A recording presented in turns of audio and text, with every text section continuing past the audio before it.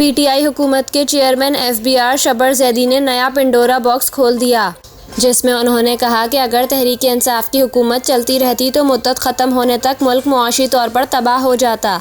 शब्बर ज़ैदी ने कहा कि हम चेयरमैन पीटीआई को मशवरा देते थे, मगर वो इस वक्त कुछ सुनने के मूड में नहीं थे।